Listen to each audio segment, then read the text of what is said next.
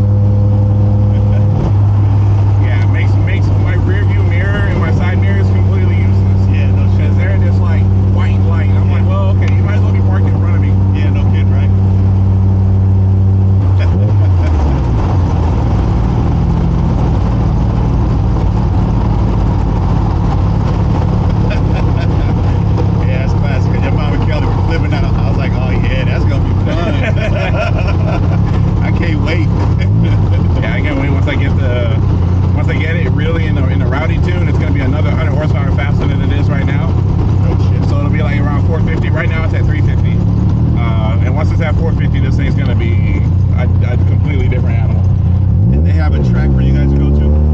They have a track for you guys. Oh yeah, yeah, but this car's not set up for track.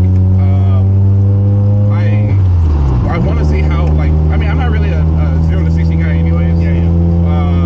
I wouldn't build this car for a track anyways. So, I mean, I wanted it for a highway. Gotcha. Like, this is a highway car. This is, I'm going into third gear, exploring.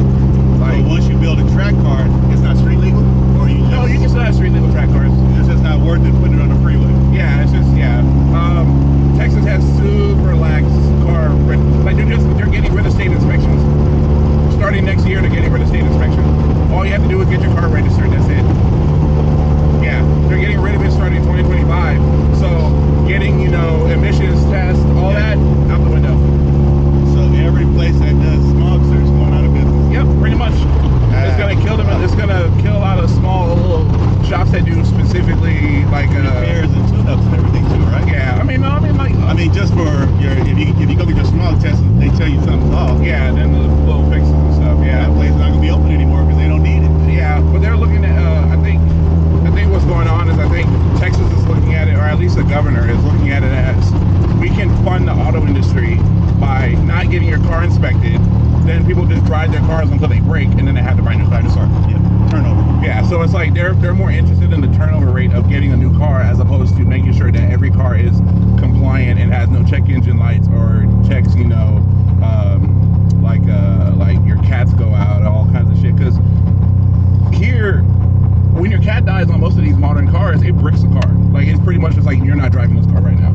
So like all the modern cars, like anything from like 2015 newer, if the catalytic converter goes out or an O2 sensor dies, the motor just says we're not driving, so you're gonna go to a service dealership. Yeah, that's what I was gonna say. Yeah, so then the dealerships get money on the front end, and then they get on the back end if you're too negligent, and then you just let the car die.